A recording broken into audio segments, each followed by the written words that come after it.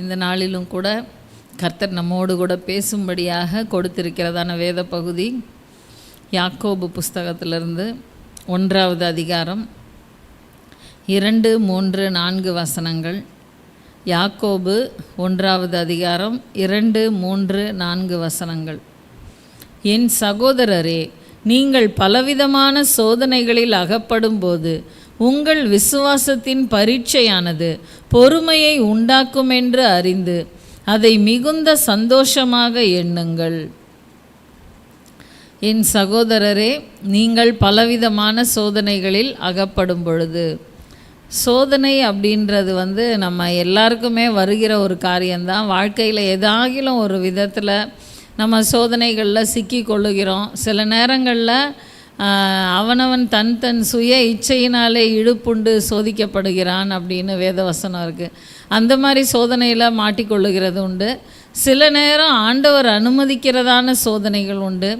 ஆனால் ஒவ்வொரு சோதனையிலையும் நம்ம எப்படி இருக்கணும் அப்படின்னா, நம்முடைய காரியம் என்ன, நம்ம சுய இச்சையினால் இழுப்புண்டு நம்ம சோதிக்கப்பட்டோமா, இல்லைன்னா கர்த்தர் நம்மளை சோதனைக்குள்ளாக நடத்துகிறாரா அப்படின்றத நம்ம நிதானித்து பார்க்க வேண்டியது அவசியம். அப்படி சோதனைகளில் நம்ம அகப்படும் பொழுது நம்ம என்ன பண்ணணும் அப்படின்னா, உங்கள் விசுவாசத்தின் பரீட்சையானது பொறுமையை உண்டாக்கும் என்று அறிந்து அதை மிகுந்த சந்தோஷமாக எண்ணுங்கள் அப்படின்னு சொல்லப்பட்டிருக்கு. அதாவது உபத்திரவம் வரும்போது, சோதனை வரும்போது எல்லாருமே எப்படி தான் இருப்போம் அப்படின்னா, ரொம்பவே கவலையாக இருப்போம். அதிலேருந்து எப்போ வெளியே வருவோம், எப்போ சூழ்நிலை மாறும், எப்போ கர்த்தர் இதை மாற்றுவார் அப்படின்னு தான் நம்ம எல்லாருமே இருப்போம். அந்த கவலை அப்படின்றது நமக்கு இருக்க தான் செய்யும். ஆனால் கவலைப்படுறதுனால அந்த சோதனை மாறிடுமா அப்படின்னா மாறாது.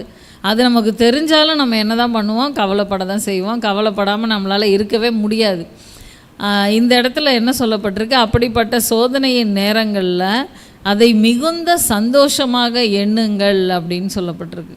சோதனை நேரத்தில் சந்தோஷமாக எப்படி இருக்கிறது, சந்தோஷமாக அதை எண்ணுறது எப்படி அப்படின்னா, அதோட ரிசல்ட் என்ன அப்படின்னு தெரிஞ்சால் நீங்கள் கண்டிப்பாக அதை சந்தோஷமாக தான் எடுப்பீங்க அப்படின்றது இந்த வசனத்தோட முன்பகுதியில் சொல்லப்பட்டிருக்கு. அதாவது விசுவாசத்தின் பரீட்சையானது பொறுமையை உண்டாக்கும் என்று அறிந்து அப்படின்ட்டு. அதாவது அந்த பரீட்சையோட முடிவு என்ன அப்படின்னா, நமக்கு பொறுமை அப்படின்ற அந்த காரியம் நமக்கு வரும். ஆனால் பொறுமையாக நம்ம இருக்கணும்னு நம்ம நினச்சோன்னா கூட நம்மளால் இருக்க முடியாது. அதுவும் பார்த்திங்கன்னா, பொறுமையாக இருக்கணும்னு நினைக்கும் போது தான் நமக்கு நிறைய சோதனைகள் வரும். அந்த பொறுமையை சோதிக்கிற மாதிரியே வரும். அந்த சோதனையில் நம்ம ஜெயிக்கணும், நமக்கு பொறுமை வரணும் அப்படின்னா, நம்ம அமைதியாக ஆண்டவர் நடத்துகிற பாதை அப்படின்னு அப்படியே ஒப்பு கொடுத்துட்டு பேசாமல் உட்கார்ந்துட்டு அதை சந்தோஷமாக எண்ணக்கூடிய அளவுக்கு நம்முடைய சிந்தனைகளில் ஒரு மாற்றம் வந்தால் தான் நம்ம அந்த பரீட்சையில் நமக்கு பொறுமை உண்டாகக்கூடிய அளவுக்கு தேவன் மாற்றத்தை கொடுப்பார். ஆனால் நம்ம அப்படி பொறுமையாக இல்லாதபடி எப்படியாவது நம்ம இந்த சோதனையிலேருந்து தப்பிச்சிடணும் அப்படின்னு நமக்கு தெரிந்த வழிகளில் நம்ம முயற்சி பண்ணோன்னா அதோட முடிவு எப்படி இருக்கும்னா நஷ்டங்களாக தான் அது இருக்கும். நம்மளால் அதிலேருந்து வெளியே வரவும் முடியாது. அதனால் நமக்கு கர்த்தர் ஒருவேளை சோதனைகளை அனுமதிக்கிறார் அப்படின்னா அந்த சோதனையில் நம்ம எப்படி இருக்கணும், பொறுமையாக இருக்கணும். அப்படி இருக்கும்போது அந்த விசுவாசத்தின் பரீட்சையானது பொறுமையை உண்டாக்கும் என்று அறிந்து அதை மிகுந்த சந்தோஷமாக எண்ணுங்கள் அப்படின்னு சொல்லப்பட்டிருக்கு. நீங்கள் ஒன்றிலும் குறை உள்ளவர்களாய் இராமல் பூரணராயும் நிறை உள்ளவர்களாயும் இருக்கும்படி பொறுமையானது பூரண கிரியை செய்ய கடவது. அதாவது நம்ம பரலோகத்துக்காக நம்ம ஆயத்தம் பண்ணப்படுகிறோம். இப்போ ஒரு சிலர் ஒரு சில பரீட்சைக்காக அவங்க ஆயத்தப்படுறதெல்லாம் நம்ம பார்க்க முடியும். அதாவது இந்த பெரிய பெரிய அந்த குரூப்பு எக்ஸாம் அது இதுன்னு சொல்கிறாங்க இல்லையா. இப்போ நீட் எக்ஸாம் அந்த மாதிரி எத்தனையோ எக்ஸாம்ஸுக்காக ஆயத்தப்படுறவங்க பார்த்திங்கன்னா எதுலேயுமே குறைவு இருக்கக்கூடாதுன்ற அளவுக்கு தான் அவங்க மறுபடியும் அதை படித்து எப்படி ஆகிலும் அதை ஒரு குறைவு கூட இல்லாத அளவுக்கு நம்ம ஜெயிச்சிடணும் அப்படின்னு பார்ப்பாங்க. நேற்றைய தினத்தில் கூட ஸ்டெல்லாட்ட பேசும்போது ஒரு காரியம் நாங்கள் பேசிகிட்டு இருந்தோம்.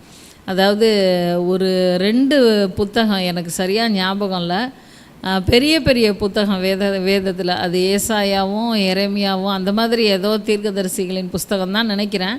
அந்த 2 புஸ்தகத்தை வேதத்திலிருந்து பார்த்து தப்பில்லாமல் கையெழுத்து நீட்டாக எழுதுனா அதுக்கு வந்து ஏதோ முதல் பரிசு ஒரு அரை பவுன் அப்படின்ற மாதிரி, 2வது பரிசு 1/4 பவுன், 3வது பரிசு அப்படிலாம் ஒரு இது வந்து அந்த வாய்ப்பு அவளுக்கு வந்துச்சு. அவளுக்கு ஸ்டெல்லாவுக்கு வந்து ஹேண்ட் ரைட்டிங் நல்லாவே இருக்கும். அப்போது ஸ்டெல்லா கூட அதுக்கு யோசிக்கல. ஸ்டெல்லா வீட்டுக்கார் வந்து ஏன் நீ ட்ரை பண்ணக்கூடாது, உனக்கு தான் நல்லா கையெழுத்து இருக்கே அப்படின்னு சொன்ன உடனே சரின்னு பார்த்து தான் எழுதணும், ஆனால் மிஸ்டேக் இருக்கக்கூடாது. சரின்னு அவளும் அதுக்காக எவ்வளோ முயற்சி எடுத்து எத்தனையோ நாட்கள் வேலையை மலமலன்னு முடிச்சுட்டு உட்காந்து மறுபடியும் புதுசாக பென்று வாங்க வேண்டியிருக்கும். அவ்வளோ பெண்ணு தீந்து போது அந்த நோட்டு முழுக்க அவள் எழுதி முடிக்கிறதுக்குள்ளே நான் ஒரு தடவை போயிருக்கும் போதும் பார்த்தேன், கிட்டத்தட்ட 3/4 முடிச்சிட்டேன் அப்படின்லாம் காமிச்சா. எனக்கு தெரிஞ்சு அது ரொம்பவே நீட்டாக இருந்துச்சு. ஆனால் அதை கொரியர் பண்ணுறதுக்கும் ஒரு 100 ருபீஸ் கூட செலவு பண்ணி கொரியர் பண்ணோம். ரிசல்ட் என்ன அப்படின்னு பார்த்தா ஒரு 4 மிஸ்டேக் இருக்குது அப்படின்னு சொல்லி அதை வந்து ரிஜெக்ட், அதான் கேன்சல், ப்ரைஸுக்கு தகுதி இல்லை அப்படின்னு சொல்லியிருக்காங்க அப்படின்னு சொன்னான். என்னென்ன மிஸ்டேக் அப்படின்னா, ஒரு இடத்துல ஒரு எழுத்து மாறிடுச்சு, இன்னொரு இடத்துல இந்த நம்ம வேதத்தில் பார்த்தோன்னா ஒரு சில எழுத்துக்கள் வந்து மாறி இருக்கிறத நம்ம வந்து பார்க்க முடியும்.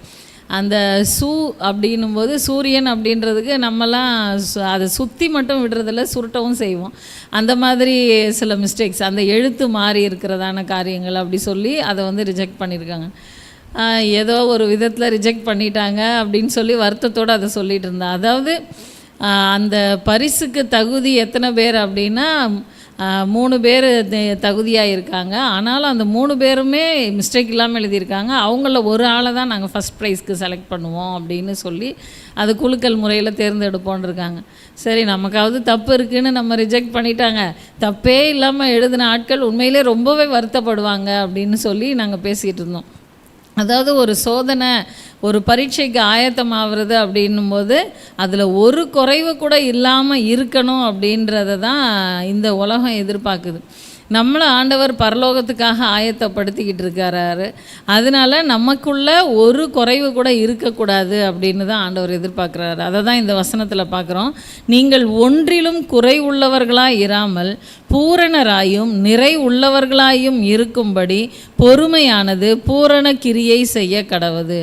அப்போ ஒன்றுத்துலேயே நமக்கு குறை இருக்கக்கூடாது, நம்ம பூரணராக இருக்கணும், நிறை உள்ளவர்களாக இருக்கணும்னா எது தான் நமக்குள்ளே கிரியை செய்யணும்னா பொறுமை தான் நமக்குள்ளே கிரியை செய்யணும் அப்படின்னு நம்ம பார்க்குறோம்.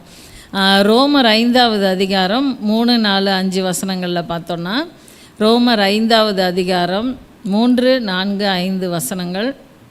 அது மாத்திரமல்ல, உபத்திரவம் பொறுமையையும் பொறுமை பரீட்சையையும் பரீட்சை நம்பிக்கையையும் உண்டாக்குகிறதென்று நாங்கள் அறிந்து உபத்திரவங்களிலேயும் மேன்மை பாராட்டுகிறோம். உபத்திரவம் பொறுமையை உண்டாக்குது, பொறுமை பரீட்சையை உண்டாக்குது. அந்த பரீட்சை நமக்கு முடிவு என்ன வருது அப்படின்னா நம்பிக்கையை உண்டாக்குகிறது என்று நாங்கள் அறிந்து உபத்திரவங்களிலேயும் மேன்மை பாராட்டுகிறோம் அப்படின்னு இதில் வந்து வாசிக்கிறோம். அதாவது ஒரு இடத்துல அந்த சோதனையை நம்ம சந்தோஷமாக எண்ணணும் அப்படின்றத நம்ம பார்த்தோம். இந்த இடத்துல உபத்திரவங்களிலே மேன்மை பாராட்டுகிறோம் அப்படின்னு சொல்லி இந்த வேத வசனம் சொல்லுது. அதாவது நம்ம எல்லாருமே நம்ம சிறு வயசில் பாடத்தில் படிச்சிருப்போம், பார்க்கவும் செஞ்சுருப்போம். அதாவது இந்த வண்ணத்து பூச்சி உருவாகிறதுக்கு முன்னாடி அதோட அந்த ஸ்டேஜஸை வந்து மாறி மாறி அது ஒரு பிக் கொஸ்டினாகவும் வரும். சயின்ஸில் நம்ம அதை படிப்போம். அந்த இதில் வந்து பார்த்திங்கன்னா அது கூட்டுப்புழு அப்படின்ற ஒரு ஸ்டேஜுக்கு வர வரைக்கும் அது வந்து ஒரு அழகாக இருக்கா அப்படின்னா ரொம்பவே அது அசிங்கமாக இருக்கும். அந்த கூட்டுப்புழுன்ற ஸ்டேஜில் வந்து பார்த்திங்கன்னா அது நிறைய சாப்பிடும், பெருசாக ஆகிடும். அப்புறம் அது தன்னை சுற்றி ஒரு கூட்டை வந்து அது ரெடி பண்ணிக்கிட்டு அமைதியாக அது வந்து உட்காந்துரும். அப்படி உட்காந்துருக்கும்போது ஒரு சில வாழை பிள்ளைங்க அந்த காட்டில் அந்த ஸ்கூல் விட்டு வரும்போது அதை பார்த்தா அதை உடச்சி அதை எடுத்து இந்த ஆராய்ச்சிலாம் பண்ணி சிரிச்சுக்கிட்டு கிடப்பாங்க. ஆனால் அது மாதிரி உடைச்ச பிறகு அது வந்து உயிர் பிழைக்குமா அப்படின்னா பிழைக்காது, அவ்வளோதான், முடிஞ்சிச்சு அதோட லைஃபு. ஆனால் ஒருவேளை அது வந்து அப்படியே அது அமைதியாக காத்திருக்கிற அந்த காலங்கள் நிறைவு பெறும்போது பார்த்தா அது வண்ணத்து பூச்சியாக அது வந்து வெளியே வந்து பறந்து போகிறத நம்ம வந்து பார்க்க முடியும். அப்போது நமக்கு சோதனை வருது அப்படின்னா ஏதாவது ஒரு விதத்தில் நம்ம தப்பிச்சிடணுன்னு நம்ம குறுக்கு வழியெல்லாம் தேடினோன்னா நம்மளால் பறக்க முடியாது, நம்ம இந்த சோதனையிலேருந்து தப்பிச்சிடணும்னு நினைக்கும் போது நமக்கு நஷ்டம்தான் வரும், அதோட முடிவு ரொம்ப பரிதாபமாக இருக்கும். அதனால் தேவன் நமக்காக வைத்திருக்கிற நேரம் வரைக்கும் அவருடைய பாதத்தில் நம்ம பொறுமையோடு காத்திருக்கும் பொழுது ஆண்டவர் நமக்கு நல்ல ஒரு ஆசீர்வாதத்தை கொடுக்கிறவராக இருக்கிறார். 5வது வசனத்தை பாருங்கள். மேலும் நமக்கு அருளப்பட்ட பரிசுத்த ஆவியினாலே தேவ அன்பு நம்முடைய இருதயங்களில் ஊற்றப்பட்டிருக்கிறபடியால் அந்த நம்பிக்கை நம்மை வெட்கப்படுத்தாது. பரிசுத்த ஆவியானவர் நமக்குள்ளே ஊற்றப்பட்டிருக்கார். தேவனுடைய அன்பு நம்முடைய இருதயங்களில் ஊற்றப்பட்டிருக்கு. அப்படி நம்ம அதை விசுவாசிக்கிறோம் அப்படின்னா அந்த நம்பிக்கை நம்மை வெட்கப்படுத்தாது. அதாவது ஒரு நல்ல தகப்பன் பிள்ளைக்கு எப்பயுமே நல்லதை தான் செய்வான் அப்படின்னு பிள்ளைங்க எப்படி நம்பிக்கையோடு காத்திருக்குதோ, ஒருவேளை தீமை செய்கிற மாதிரி பயமுறுத்தினா கூட அந்த பிள்ளைங்களுக்கு பயமே வராது. ஏன்னா எங்கள் அப்பா அப்படின்ற அந்த நம்பிக்கை இருக்கும்.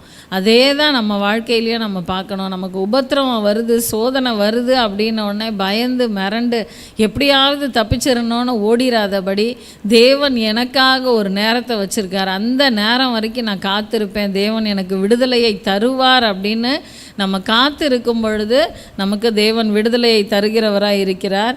அடுத்து மத்தேயுவில் பார்த்திங்கன்னா, மத்தேயு 4வது அதிகாரம் 6-7 வசனம் பார்த்திங்கன்னா, அதில் ஆண்டவரை பிசாசானவன் சோதிக்கிறதான அந்த இதை பார்க்குறோம். ஆண்டவர் உபவாசித்து அந்த உபவாசத்தின் முடிவில் சத்ருவானவன் வரும் பொழுது அந்த கல்லெல்லாம் அப்பமாகி சாப்பிட சொல்கிறான். அடுத்த தேவனுடைய குமாரனே ஆனால் தாழ குதியும், ஏன்னா தூதர்கள் தாங்கி கொள்ளுவாங்க அப்படின்றான். அந்த மாதிரி ஒரு 3 காரியங்களை திருப்பி திருப்பி அவன் சொல்லும் பொழுது ஆண்டவர் வசனத்தை சொல்லி தான் அந்த இடத்துல ஜெயிக்கிறார். தன்னுடைய அந்த பேச்சு திறமையோ தன்னுடைய காரியங்களோ அதை வச்சு ஆண்டவர் ஜெயிக்கலை, வசனத்தை வச்சு தான் ஜெயிக்கிறாரு. 7வது வசனத்தில் பாருங்கள். அதற்கு இயேசு, உன் தேவனாகிய கர்த்தரை பரீட்சை பாராதிருப்பாயாக என்றும் எழுதி இருக்கிறதே என்றார். அந்த இடத்துல அந்த வசனத்தை சொல்லும் பொழுது சத்ருவானவன் வெட்கப்பட்டு ஓடுறத நம்ம பார்க்க முடியுது. நமக்கு ஆண்டவர் இந்த வேதம் முழுக்க எத்தனையோ வசனங்களை வச்சுருக்காரு. நம்மளும் வேத வசனங்களை வாசிக்கிறோம். ஒவ்வொரு நாளும் நம்ம வேத வசனங்களை வாசிக்கணும். ஒவ்வொரு நாளும் 4 அதிகாரம்னு வாசித்தா கூட இந்த வேத புஸ்தகத்தை நம்ம எளிதாக படித்து முடிக்க முடியும். அப்படி நம்ம வாசிக்கிறதான அந்த வசனங்களை அந்த நேரத்தோடு உற்றாதபடி நம்ம இருதயத்தில் பதித்து வைக்கும்போது ஏற்ற நேரத்தில் நம்முடைய சோதனையின் நேரங்களில் அந்த வசனம் பரிசுத்த ஆவியானவர் நமக்கு நினைவுபடுத்துவார். நம்முடைய சோதனைகள்லேருந்து நம்ம ஜெயிக்க முடியும் கண்டிப்பாக. இதை சொல்லும்போது ஒரு சம்பவத்தை நான் சொல்கிறேன். 1825வது வருஷத்தில் பார்த்திங்கன்னா சாமுவேல் மோர்ஸ் அப்படின்ற ஒரு நபர், அவர் தூர இடத்துல வேலை பார்த்துட்ருக்காரு. மனைவி ஒரு இடத்துல, இவர் ஒரு இடத்துலன்னு இருக்கிறாங்க. பார்த்தா அந்த இன்லேண்ட் லெட்டர் மூலமாக தகவல் வருது, மனைவி வியாதிப்பட்டு இருக்கிறாங்கன்னு சொல்லிட்டு. அவர் அந்த இடத்து காரியங்களெல்லாம் ஒழுங்குபடுத்திட்டு அவர் வேகமாக கிளம்பி அவர் வர்றதுக்குள்ளே பார்த்தா அடுத்து அவர் கிளம்பி அங்கே போகும்பொழுதே ஒரு தகவல் வந்துடுது இன்லேண்ட் லெட்டரில், மனைவி மரித்து போயிட்டாங்கன்னு. ஆனாலும் எப்படி இருக்க முடியும், அந்த இடத்த நோக்கி அவர் பறந்து போகிறாரு. ஆனாலும் அவங்க அடக்கம் பண்ணி 2 நாள் ஆயிடுச்சு அப்படின்றாங்க. அதை ரொம்ப அவருக்கு சோகமாக போச்சு. கடைசியில் கூட அந்த முகத்தை நம்ம பார்க்க முடியலையே, ஒருவேளை இந்த தகவல் இன்னும் நமக்கு துரிதமாக கிடச்சிதான் நம்ம எப்படியாவது துரிதமாக பார்த்துருக்கலாமே அப்படின்லாம் அவருக்குள்ளே எத்தனையோ நாட்கள் ஒரு சோர்வு. இந்த பிரச்சனையிலேருந்து அவரால் வெளியே வரவே முடியல. ஆனால் அவருக்குள்ளே ஒரு காரியம் ஓடிட்டே இருந்துச்சு. ஒருவேளை நமக்கு உடனே தகவல் கிடச்சிருந்தா, ஒருவேளை அப்படின்னு சொல்லிட்டு யோசிச்சுக்கிட்டே இருக்கும் பொழுது அதற்காகவே ஒரு சில காரியங்களை ஆராய்ச்சி பண்ண ஆரம்பித்தார். அதுக்கப்புறமா இந்த தகவல் தொழில்நுட்பம், இந்த கடிதம் தான் நமக்கு வருது அப்படின்னும் போது நமக்கு லேட் ஆகுது. அப்போ இன்னும் ஃபாஸ்ட்டாக என்ன பண்ண முடியும் அப்படின்னு ஒரு சில காரியங்களில் ட்ரை பண்ணி அவர் நிறைய ஆராய்ச்சிகள் பண்ணி கடைசியில் அவர் வெளியிட்டது தான், அந்த கண்டுபிடிச்சது தான் தந்தி அப்படின்ற ஒரு இது. இந்த காலத்தில் தந்தி இல்லை, ஆனால் பழைய நாட்களில் ஒரு தந்தி வந்துருச்சு அப்படின்னா அது ரொம்ப ஒரு அவசர செய்தி தான் அதில் வரும். உடனே துரிதமாக அதை பிரயாணப்படுறவங்க பிரயாணப்பட்டு போய் அந்த நேரத்துக்கு அங்கே போய் சேர்றதுக்கு அது வாய்ப்பாக இருக்கும். அந்த தந்திக்கு பேரே என்ன வச்சார்னா மோர்ஸ் தந்தி அப்படின்னு தான் அவர் ஆரம்பத்தில் வச்சுருந்தார். அந்த டெலகிராம் அப்படின்ற காரியம் அது கண்டுபிடிக்கிறதுக்கு. ஆனால் ஒரு மனுஷன் வந்து தன்னுடைய மனைவியை இழந்து அந்த மனைவியோட அந்த கடைசி நேரங்களில் கூட இருக்க முடியாமல், அந்த முகத்தை பார்க்க முடியாமல், அப்படி ஒரு சோதனை வரும் பொழுது, அந்த சோதனை அவருக்கு எவ்வளவோ ஸ்ட்ரெஸ்ஸாக இருந்தாலும் அதிலிருந்து அதை வெளியே வரவும் செஞ்சார். அது மட்டும் இல்லை, அந்த சோதனை மூலமாக அவர் கற்றுக்கொண்ட பாடம், மற்றவங்க இப்படி ஒரு காரியத்தில் சிக்கிக்கக்கூடாது, அந்த தகவல் உடனே கிடைக்கக்கூடிய அளவுக்கு நம்ம வந்து இதை மாற்றணும் அப்படின்னு சொல்லிட்டு அந்த சூழ்நிலையை அவர் ஜெயிச்சார். இதே மாதிரி நம்முடைய வாழ்க்கையிலையும் நமக்கு சோதனைகள் வராது அப்படின்னு நம்ம சொல்லவே முடியாது. கண்டிப்பாக வாழ்க்கையில் ஏதாவது ஒரு சோதனை வந்துக்கிட்டே தான் இருக்கும். அந்த சோதனையில் நம்ம எப்படி இருக்கோம் அப்படின்னா, அந்த உபத்திரவம் நமக்கு பொறுமையை உண்டாக்கும் அப்படின்னு நம்ம அறியணும். அது மட்டும் இல்லை, அந்த நேரத்தில் நம்ம வந்து அதை மிகுந்த சந்தோஷமாக எண்ணி, ஆண்டவர் நமக்கு ஆசீர்வாதத்துக்காக தான் இதை நடத்துகிறார் அப்படின்றத நம்ம வந்து எண்ணணும். ஒரு பரீட்சை எழுதுகிற பிள்ளைங்களை பார்த்திங்கன்னா, பரீட்சை எழுதும்போது பயமாக தான் இருக்கும். அதுவும் கவர்மெண்ட் எக்ஸாம்லாம் எழுதும்போது ரொம்பவே பயமாக இருக்கும் பிள்ளைங்களுக்கு. அதுக்குன்னு அந்த பரீட்சையை ஸ்கிப் பண்ணுறவங்க அடுத்த வகுப்புக்கு போகவே முடியாது. ஆனால் அந்த பரீட்சையில் நின்று அதை வந்து தாக்கு பிடிச்சி அந்த பரீட்சையை ஜெயிக்கிறவங்க தான் அடுத்த கட்டத்துக்கு நகர முடியும். அதே மாதிரி நம்முடைய வாழ்க்கையிலையும் நமக்கு சோதனை வருமானா, அந்த சோதனையில் நம்ம தாங்கி தேவனுடைய பலத்தில் பொறுமையாக காத்திருந்து ஜெயத்தை தேவனிடத்திலிருந்து பெற்றுக்கொள்ளும்படியாக காத்திருப்போம். கண்களை மூடுவோம், தலைகளை தாழ்த்துவோம். ஸ்தோத்திரம் அப்பா. ஆவியானவரே, உமை துதிக்கிறோம் ராஜா.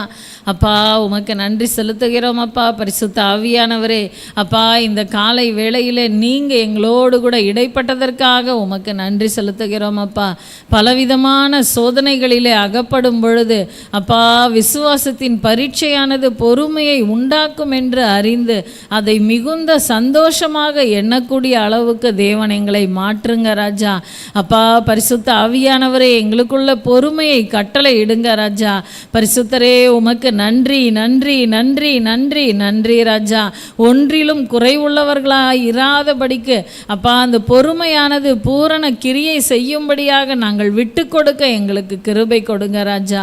அப்பா, உம்மை துதிக்கிறோம் துதிக்கிறோம் துதிக்கிறோம் துதிக்கிறோம் துதிக்கிறோம் ராஜா. உபத்திரவம் பொறுமையை உண்டாக்கும் என்று அறிந்து அப்பா, நாங்கள் அந்த இடத்துல உபத்திரவங்களிலும் மேன்மை பாராட்ட எங்களுக்கு கிருபை கொடுங்க ராஜா. அப்பா, விசேஷமாய் உம்மேல் வைத்திருக்கிற அந்த நம்பிக்கை எங்களை வெட்கப்படுத்தாதபடி தேவன் அற்புதமாய் நடத்தி கொண்டிருக்கிறீரே, இனிமேலும் நடத்துவீர் என்று விசுவாசத்தோடு உம்முடைய பாதத்திலே காத்திருக்க கிருபை கொடுங்கப்பா. ஹல்லேலூயா. உம்மை துதிக்கிறோம் துதிக்கிறோம் துதிக்கிறோம் துதிக்கிறோம் துதிக்கிறோம் அப்பா. ஆவியானவரே, சோதனையின் நேரங்களிலே வசனத்தை வைத்து ஜெயித்தது போல உம்முடைய பிள்ளைகளாகிய நாங்களும் வேத வசனத்தை கொண்டு யுத்தம் பண்ண அப்பா, எங்களுக்கும் தேவன் கிருபை கொடுங்க ராஜா. ஹல்லேலூயா. உம்மை துதிக்கிறோம் துதிக்கிறோம் துதிக்கிறோம் துதிக்கிறோம் துதிக்கிறோம் அப்பா. அப்பா, சோதனையிலிருந்து தப்பிக்கொள்ளும்படியான போக்கை உண்டாக்குகிற தேவன், அப்படியாக சோதனையில் இருக்கிற தேவ பிள்ளைகளுக்கு தேவன் கிருபையாய் இறங்கி அதிலிருந்து தப்பிக்கொள்ளும்படியான போக்கை உண்டாக்குமாறு ஒப்பு கொடுக்கிறோம் அப்பா. உம்முடைய அன்பு கரங்களிலே தாழ்த்துகிறோம், அர்ப்பணிக்கிறோம். துதிக்கான மகிமை எல்லாம் உமக்கே செலுத்துகிறோம். இயேசுவின் மூலம் ஜெபிக்கிறோம் ஜீவனுள்ள எங்கள் நல்ல பிதாவே, ஆமேன். என் ஆத்துமாவே கர்த்தரை ஸ்தோத்திரி, என் முழு உள்ளமே அவருடைய பரிசுத்த நாமத்தை ஸ்தோத்திரி. என் ஆத்துமாவே கர்த்தரை ஸ்தோத்திரி, கர்த்தர் செய்த சகல உபகாரங்களையும் மறவாதே. ஆமேன். கர்த்தர் உங்களை ஆசீர்வதிப்பார். வேதத்தை வாசித்துவிட்டு இந்த இடத்தை விட்டு கடந்து செல்லுங்கள்.